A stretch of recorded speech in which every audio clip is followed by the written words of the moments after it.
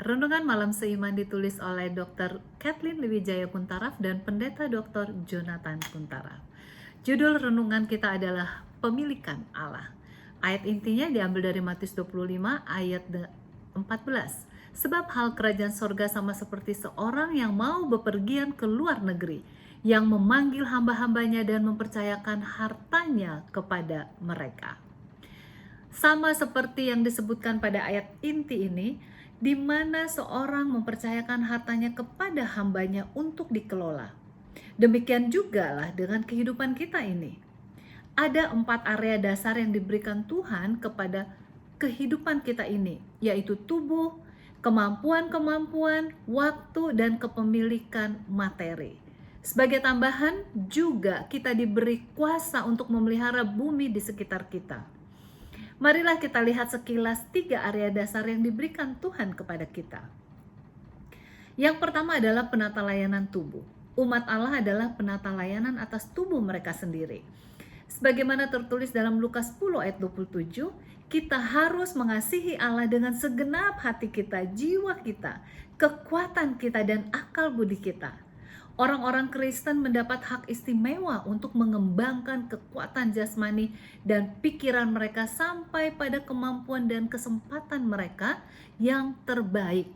Dalam melakukannya, mereka memberikan hormat kepada Allah dan menjadi berkat bagi sesama manusia. Yang kedua adalah penata layanan kemampuan. Setiap orang memiliki bakat khusus.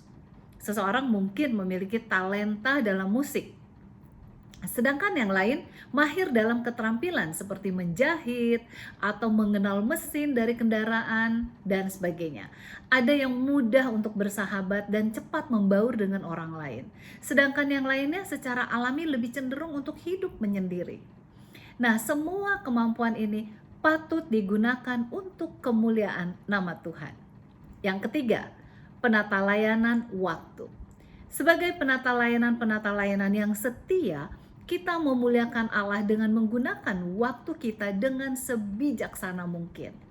Dalam Kolose 3 ayat 23 dan 24 mengatakan, apapun juga yang kamu perbuat, perbuatlah dengan segenap hatimu seperti untuk Tuhan dan bukan untuk manusia.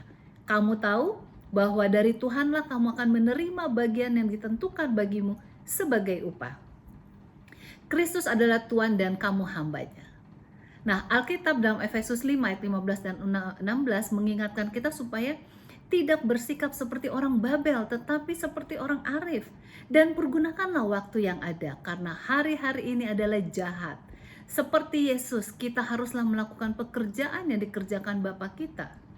Karena waktu adalah karunia Allah. Setiap saat adalah berharga. Ini diberikan untuk membentuk karakter bagi kekekalan.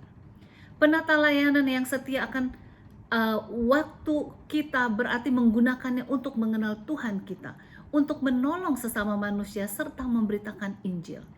Jangan pernah lupa bahwa Tuhan memberikan waktu kepada kita untuk berbakti kepadanya setiap hari ke-7 agar kita senantiasa mengingat pencipta kita.